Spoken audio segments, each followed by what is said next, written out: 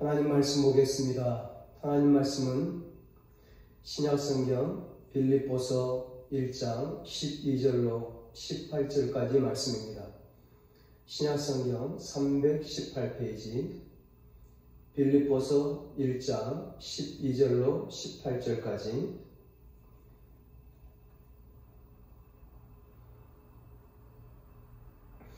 봉독해 드리겠습니다. 형제들아, 내가 당한 일이 도리어 복음 전파의 진전이 된 줄을 너희가 알기를 원하노라. 이러므로 나의 매임이 그리스도 안에서 모든 시대 안과 그 밖의 모든 사람에게 나타났으니 형제 중 다수가 나의 매임으로 말미암아 주 안에서 신뢰함으로 겁없이 하나님의 말씀을 더욱 담대히 전하게 되었느니라. 어떤 이들은 투기와 분쟁으로, 어떤 이들은 착한 뜻으로 그리스도를 전파하나니 이들은 내가 복음을 변증하기 위하여 세우심을 받은 줄 알고 사랑으로 하나 그들은 나의 매임에 괴로움을 더하게 할 줄로 생각하여 순수하지 못하게 다툼으로 그리스도를 전파하느니라. 그러면 무엇이냐? 거칠애로 하나 참으로 하나 무슨 방도로 하든지 전파되는 것은 그리스도니 이로써 나는 기뻐하고 또한 기뻐하리라. 아멘.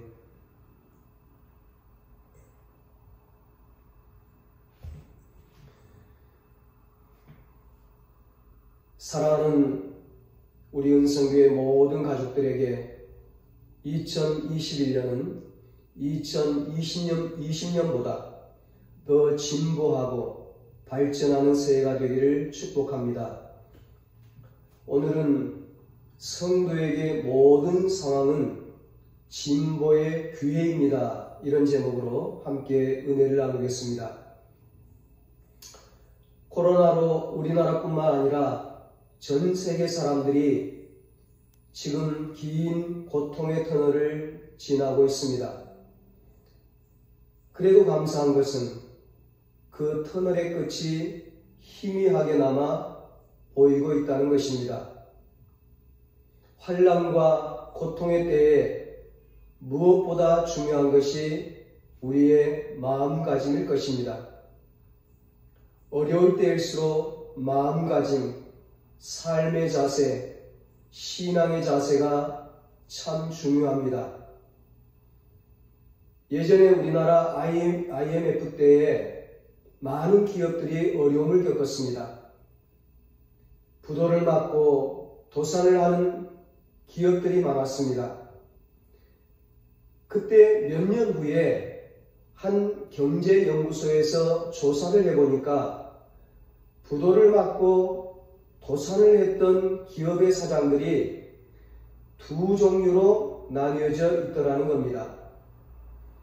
어떤 사장은 낙심하고 절망하고 포기하고 이제는 다 끝났다 그러면서 아예 가출을 해서 노숙자 생활을 하고 있더라는 것입니다. 심지어는 삶을 포기하고 자살을 선택하는 분들도 많았습니다. 그런데 어떤 사람은 왜 실패했을까? 왜 부도를 맞았을까? 실패의 원인을 다시 하나하나 체크하면서 재기를 꿈꾸며 열심히 일을 하더라는 것입니다. 낙심하지 않고 절망하지 않고 포기하지 않고 황무지와 같은 상황에서 다시 꽃을 피우고 있더라는 것입니다. 실패를 오히려 발전의 기회로 삼고 다시 일어서더라는 것입니다. 그렇습니다, 여러분. 광야와 같은 이 세상 살다 보면 때때로 황무지 같은 환경을 만날 때가 있습니다. 코로나와 같은 생각지도 못한 상황으로 인하여 건강으로 인하여 경제적인 궁핍으로 인하여 풀 수 없는 복잡한 인간관계로 인하여 황무지와 같은 가정을 만날 때도 있고 황무지와 같은 직장을 만날 때도 있고 신앙생활에도 황무지와 같은 힘든 상황을 만날 때가 있습니다. 인생은 항상 봄만 있는 것이 아닙니다. 항상 푸른 초장만 있는 것이 아닙니다. 때로는 황무지가 찾아옵니다. 봄, 여름, 가을, 겨울이 오게 되어 있습니다.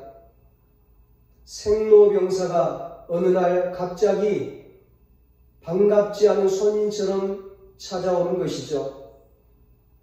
그런데 그 황무지를 만날 때 그것으로 퇴보하는 사람이 있는가 하면 오히려 그것 때문에 더 진보하는 사람들이 있습니다. 오늘 본문에 나오는 사도 바울은 황무지로 인하여 더 진보하는 사람이었습니다. 12절에 말씀합니다. 형제들아, 내가 당한 일이 도리어 복음 전파에 진전이 된 줄을 너희가 알기를 원하노라. 바울이 당한 일이 무엇입니까? 바울이 당한 일이 오히려 복음의 진보가 되었다고 고백하고 있는데 바울이 당한 일이 무엇입니까? 바울이 당한 일은 지금 로마 감옥에 갇혀 있는 것입니다. 복음을 전하는 바울에게 있어서는 최악의 환경입니다. 감옥에 갇혔으니 무엇을 할 수 있겠습니까? 지독한 퇴보의 상황입니다. 믿음이 약한 사람들은 바울이 감옥에 갇힌 것을 보며 패배로 생각했을 것입니다. 바울은 이제 끝났다고 생각했을 것입니다. 그러나 바울은 그 괴롭고 고통스러운 환경을 복음의 진보를 위한 것이라고 생각했습니다. 복음을 전파하는 데 오히려 도움이 되었다고 고백하고 있습니다. 복음 전파의 새로운 역사가 맞이할 기회가 되었음을 고백하고 있습니다. 실제로 감옥에서 바울의 인생에, 바울의 삶에 두 가지 진보가 나타났습니다. 첫째는 예수 그리스도 때문에 2년 동안 감옥에 갇혀 있었지만 거기서도 만나는 사람들에게 복음을 전하게 되었습니다. 바울이 갇힌 곳이 정치범들이 갇혀있는 감옥이었기 때문에 로마의 정치인들, 권력자들을 만나는 기회가 생기게 되었고 그 로마의 핵심 권력자들에게 복음을 전해서 결국 로마를 복음화하는데 큰 기반을 닦을 수가 있었습니다. 바울은 죄수의 몸이 되었지만 그 환경을 오히려 진보의 기회로 활용해서 복음을 전했습니다. 그리고 자신뿐만 아니라 다른 동역자들과 성도들에게 복음을 전할 수 있는 담력을 주었습니다. 14절에 말씀합니다. 형제 중 다수가 나의 매임으로 말미암아 주 안에서 신뢰함으로 겁없이 하나님의 말씀을 더욱 담대히 전하게 되었노라. 자신의 매임이 간증이 되어서 성도들에게 희망과 용기를 주었습니다. 바울이 그 어려운 환경 속에서도 복음을 전하는 모습을 보고 신실한 성도들은 담대하게 하나님의 말씀을 전했습니다. 바울은 저런 상황에서도 복음을 전하는데 나는 지금 바울보다 낫지 않은가? 나도 복음을 전할 수 있다. 그러면서 도전을 받고 담대히 복음을 전하는 것이었습니다. 사랑하는 여러분, 우리는 어떤 황무지를 만나든 그것을 퇴보의 기회가 아니라 진보의 기회로 활용해야 합니다. 성경의 신앙의 인물들, 믿음의 인물들, 위대한 인물들, 축복의 인물들을 보면 하나같이 그런 삶을 살았습니다. 요셉이 애굽의 노예로 팔려가고 억울하게 감옥에 들어간 것은 퇴보가 아니라 진보였습니다. 그 위기가 오히려 축복의 기회가 되었습니다. 그 훈련의 과정이 있었기에 애굽의 국무총리가 될 수 있었습니다. 모세는 어린 나이에 나일강에 던져졌지만 바로의 공주에 의해서 건짐을 받게 되었습니다. 하루아침에 공주의 아들이 되었습니다. 모세는 그 당시 최강대국 애굽의 왕자였습니다. 그러나 40세에 살인자가 되어서 도망자 신세가 되었습니다. 40이면 최절정의 나이입니다. 왕이 될 만한 나이입니다. 모세는 왕이 되고도 남을 만한 학문과 지식에 뛰어난 사람입니다. 얼마든지 좌절할 수 있고 원망할 수 있는 상황입니다. 그런데 40년 동안 아무 말 없이 미디안 광야에서 목동으로 살아갑니다. 사람의 생각으로 보면 그 40년의 세월은 진보의 시간이 아니라 퇴보의 시간입니다. 그러나 40년이라는 세월이 모세에게 있어서는 퇴보의 시간이 아니라 진보의 기회였습니다. 이스라엘 백성 200만 명을 광야에서 40년간을 이끄는 지도자로 쓰시기 위한 하나님의 훈련의 기회였습니다. 다니엘의 세 친구가 풀무불 속에 들어간 것은 퇴보가 아니라 진보의 기회였습니다. 그것으로 기적을 체험하고 더욱 높임을 받게 되었습니다. 다니엘이 사자굴 속에 들어간 것이 퇴보가 아닌 복음의 진보가 되었습니다. 우상 숭배하던 바벨론 느부갓네살 왕이 사자굴에서 다니엘이 살아나온 것을 보고 살아계신 하나님을 보게 되었습니다. 살아계신 하나님을 믿게 되었습니다. 다윗의 인내의 기간, 아브라함의 기다림의 기간이 다 퇴보가 아니라 진보의 기회였습니다. 성공의 기회요, 축복의 기회였습니다. 어려움이 올 때, 실패했을 때, 고난이 닥쳐왔을 때 우리가 해석을 잘해야 합니다.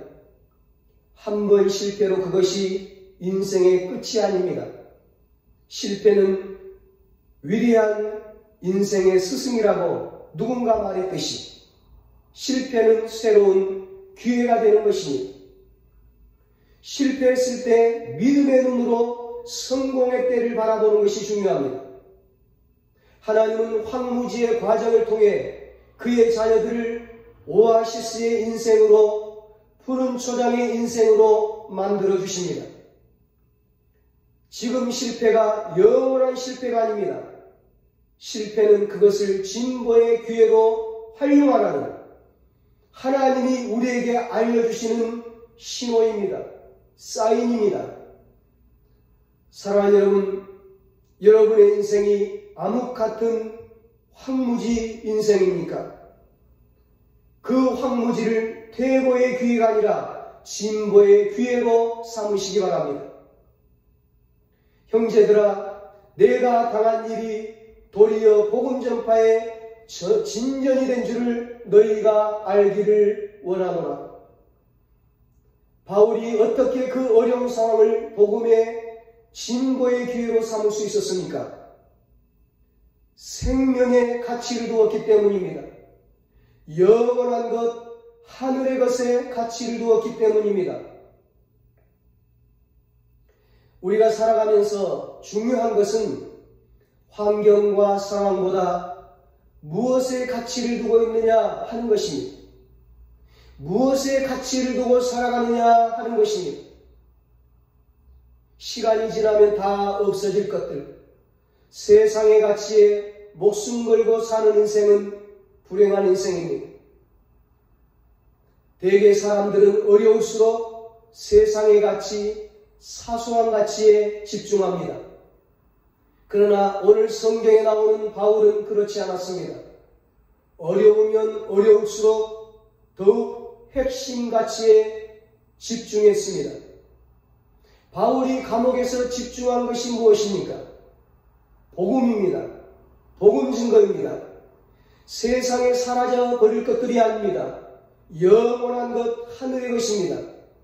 바울은 결코 세상의 사소한 것들에 집중하지 않았습니다. 바울이 감옥에서 복음을 전하는 것을 보고 투기와 분쟁과 시기심으로 복음을 전하는 사람들이 있었습니다. 그렇게 함으로 바울을 더 괴롭게 할 줄 알았습니다. 그러나 바울은 그들에게 집중하지 않았습니다. 사람에게 집중하지 않았습니다. 사소한 것에 집중하지 않았습니다. 환경과 상황에 집중하지 않았습니다. 사도 바울은 오직 복음에 집중했습니다. 오직 예수 그리스도에게 집중했습니다. 오직 영원한 것에 집중했습니다. 어떻게 하든지 예수 그리스도만 증거되면 되었습니다. 그러니 낙심할 일도 원망할 일도 절망할 일도 없습니다. 오직 기쁨과 감사뿐입니다. 사실 바울이 감옥에 갇힌 것은 복음 증거를 위해서 바울 자신이 스스로 택한 길이었습니다. 핵심 가치에 복음에 예수 그리스도의 생명을 걸었던 것입니다. 20절, 21절에 감옥에 갇혀 언제 죽을지 모르는 바울이 이렇게 고백을 합니다. 나의 간절한 기대와 소망을 따라 아무 일에든지 부끄러워하지 아니하고 지금도 전과 같이 온전히 담대하여 살든지 죽든지 내 몸에서 그리스도가 존귀하게 되게 하려 함이니 이는 내게 사는 것이 그리스도니 죽는 것도 유익하니라. 왜 감옥에서도 복음의 생명을 걸었을까요? 죽는 것도 유익하기 때문입니다. 복음을 위해서 살다가 죽으면 이 세상보다 더 좋은 천국에 가기 때문입니다. 천국에서 받아 누릴 영원한 상급과 면류관과 영광과 축복이 있기 때문입니다. 사랑하는 여러분, 신앙생활하면서 세상의 가치, 주변의 가치에 얽매여 실망하지 마시기 바랍니다. 사명을 놓지 마시기 바랍니다. 기회를 잃지 마시기 바랍니다. 핵심 가치를 붙잡고 승리하시기 바랍니다. 쓰임받기를 바랍니다. 어떤 상황에서도 하나님이 주신 은혜와 기쁨과 축복을 누리시기를 바랍니다. 사무엘상 성경에 한나가 아이를 낳지 못합니다. 둘째 부인 분인나가 안방마님 노릇을 하면서 한나를 괴롭힙니다. 그때 한나는 무엇을 합니까? 날마다 분인나와 머리채 잡고 싸웁니까? 아닙니다.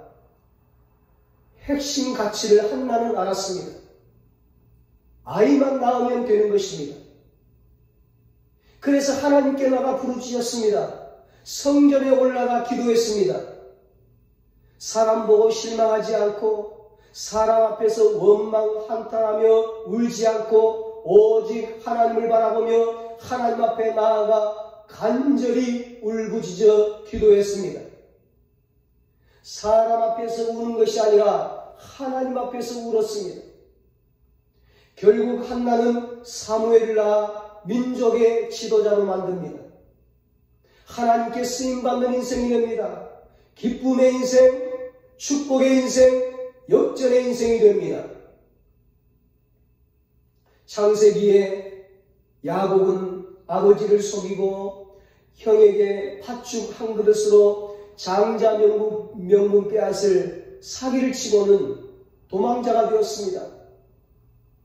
14년 이상을 외삼촌 집에서 살면서 결혼도 하고 부자가 되었습니다. 이제 집으로 돌아오는데 세겜에서 문제가 발생했습니다. 창세기 34장에 보면 그 세겜성의 추장의 아들이 야곱의 딸 디나에게 반해서 거탈을 했습니다. 오빠들이 가만히 있질 않았습니다.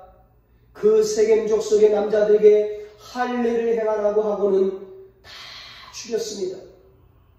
세겜 족속이 가만히 당하고만 있겠습니까? 이제 잠시 후면 세겜의 군대가 쳐들어올 상황입니다. 이때 어떻게 합니까?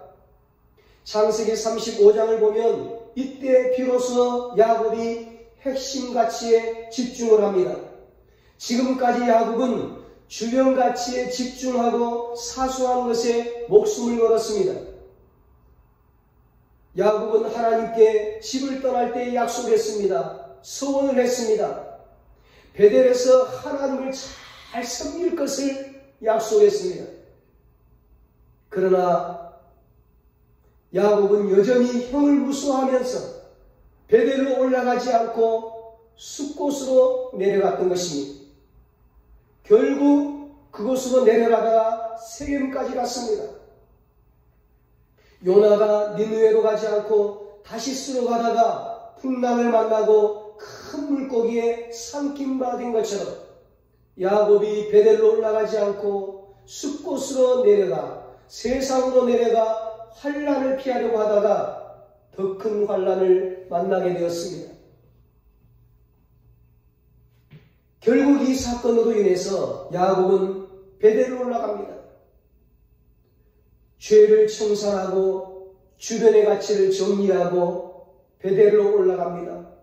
베델은 하나님의 집 성전입니다. 거기서 제단을 쌓습니다. 예배를 드립니다. 기도를 합니다. 사명을 감당합니다.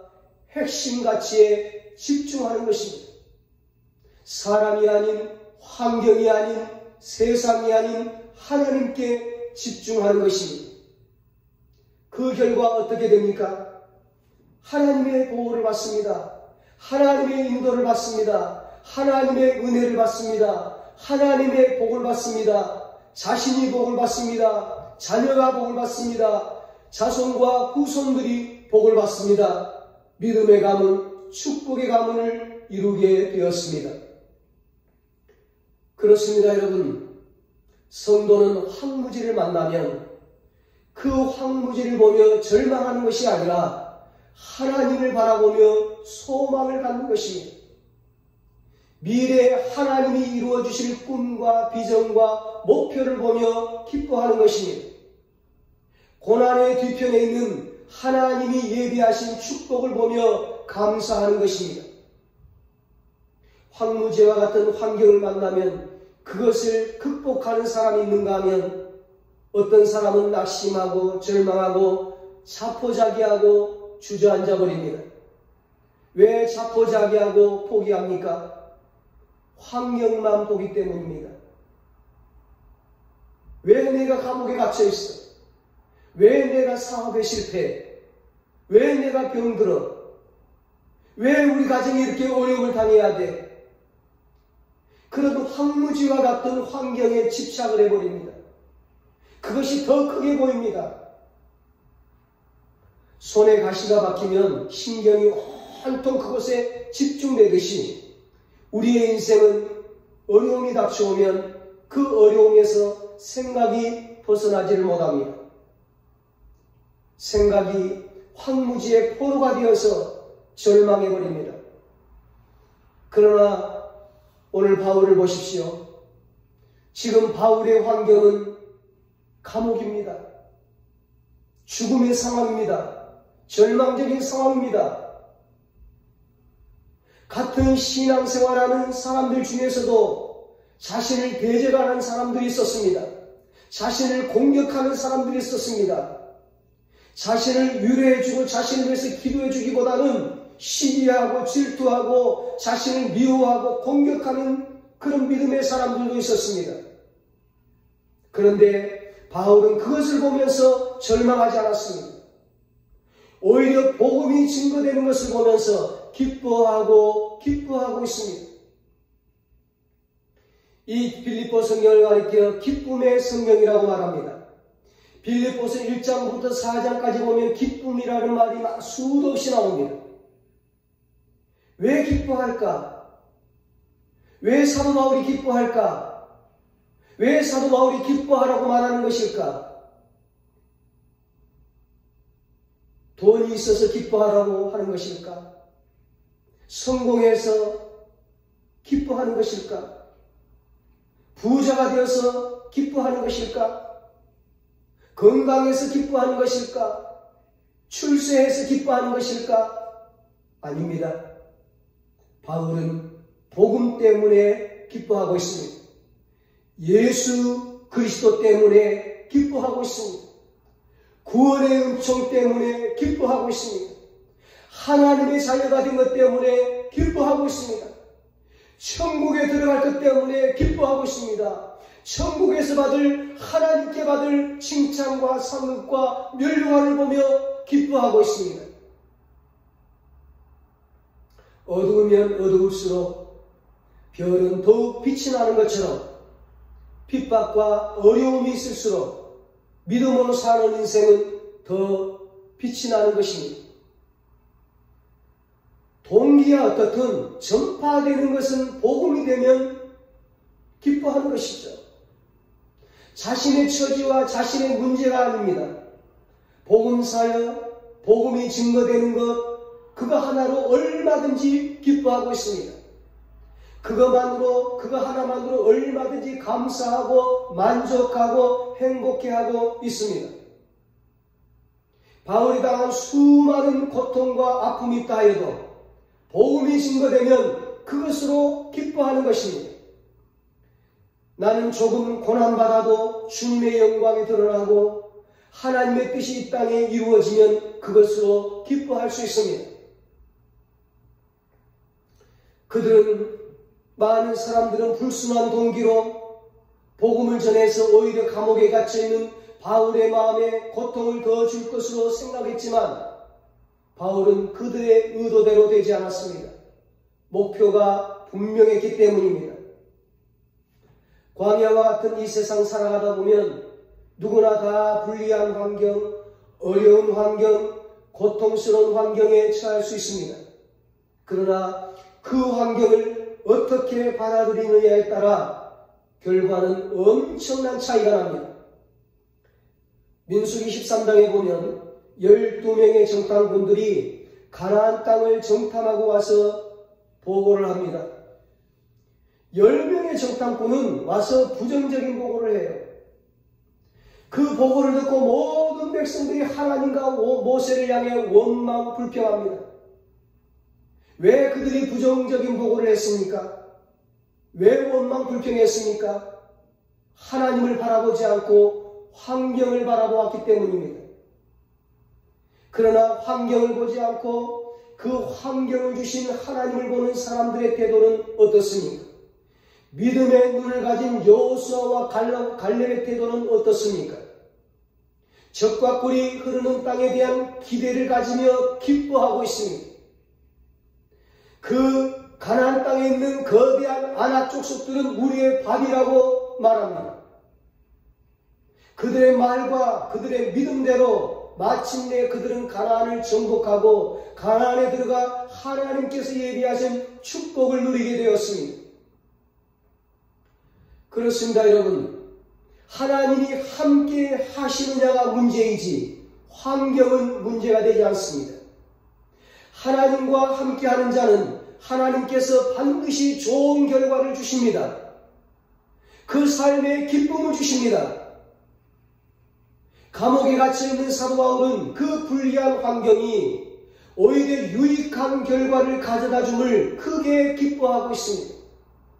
바울은 어떤 상황에서도 하나님이 주신 기쁨의 은혜를 누렸습니다. 감옥에서도 광야에서도 황무지에서도 하나님과 늘 동행하며 기쁨과 평안과 행복을 누리며 살았습니다. 사랑하는 여러분, 여러분의 환경이 황무지와 같은 환경입니까? 황무지와 같은 환경이 우리에게 여러 가지 영적 유익을 가져온다는 것을 알고 기뻐할 수 있기를 바랍니다. 황무지와 같은 환경이 하나님을 찾게 하고 하나 되어 기도하게 하고 믿음을 더욱 견고하게 해서 구원에 이르도록 한다는 것을 알고 기뻐할 수 있기를 바랍니다. 19절에 말씀합니다. 이것이 너희의 간구와 예수 그리스도의 성령의 도우심으로 나를 구원에 이르게 할 줄 아는 거로. 감옥의 환경이 오히려 바울을 구원에 이르게 하였다고 고백하고 있습니다. 그래서 크게 기뻐한다는 것입니다. 세상의 사소한 것들 때문에 기뻐하는 것이 아닙니다. 하나님의 구원의 은총 때문에 크게 기뻐하는 것입니다. 사랑하는 여러분, 바울처럼 불리한 환경이 오히려 유익한 결과를 가져다 줌을 믿고 크게 기뻐할 수 있기를 바랍니다. 역경을 만날 때 불평하지 말고 좌절하지 말고 포기하지 말고 모든 환경이 하나님의 통제 아래 있음을 믿으시기를 바랍니다. 모든 것이 하나님의 섭리 아래 있음을 믿으시기 바랍니다. 모든 상황이 나에게 진보의 기회가 됨을 믿으시기 바랍니다. 모든 것이 나에게 유익이 됨을 믿으시기 바랍니다. 어떤 환경, 어떤 상황에서도 합력하여 선을 이루시는 하나님을 끝까지 신뢰할 수 있기를 바랍니다. 끝까지 하나님을 바라보시기 바랍니다. 끝까지 하나님을 의지하시기 바랍니다. 그래서 고난의 뒤편에 있는 하나님의 축복을 누리며 하나님 안에서 항상 기뻐하는 삶을 살게 되시기를 예수님의 이름으로 축원합니다. 기도하시겠습니다. 하나님 아버지, 오늘 우리의 상황이 너무나 어려운 상황입니다. 너무나 불리한 상황입니다. 그러나 바울처럼 이 불리한 환경이 오히려 유익한 결과를 가져다 줌을 믿고 기뻐하게 하여 주시옵소서. 고난을 만날 때, 어려움과 역경을 만날 때 불평하지 않고 좌절하지 않고 포기하지 않고 모든 환경이 하나님의 통제 안에 있음을 믿게 하여 주시옵소서. 모든 것이 하나님의 섭리 안에 있다는 것을 믿게 하여 주시옵소서. 모든 상황이 나에게 진보의 기회가 됨을 믿게 하여 주시옵소서. 모든 것이 나에게 유익이 됨을 믿게 하여 주시옵소서. 어떤 환경, 어떤 상황 속에서도 합력하여 선을 이루시는 하나님을 끝까지 신뢰하게 하여 주시옵소서. 끝까지 하나님을 바라보고 하나님을 의지하게 하여 주시옵소서. 그래서 고난의 뒤편에 하나님께서 예비해 놓으신 여호와에 대해 축복을 누리며 기뻐하며 하나님 찬송하고 하나님 영광 위에 살게 하여 주시옵소서. 이제는 우리 주 예수 그리스도의 무한하신 은혜와 하나님 아버지의 사랑하심과 성령님의 위로하시고 교통하심이 하나님 아버지 모든 불리한 상황이 모든 어려운 상황이 진보의 기회가 됨을 믿고 그리고 그 믿음대로 하나님의 놀라운 축복을 누리며 하나님께 영광 돌리며 살기로 하지만 사랑하는 모든 성도들과 저들의 가정과 저들의 자녀들과 저들의 사업과 직장과 일터 위에 이 나라 이 민족 위에 이제로부터 영원토록 함께 있을지어다. 아멘.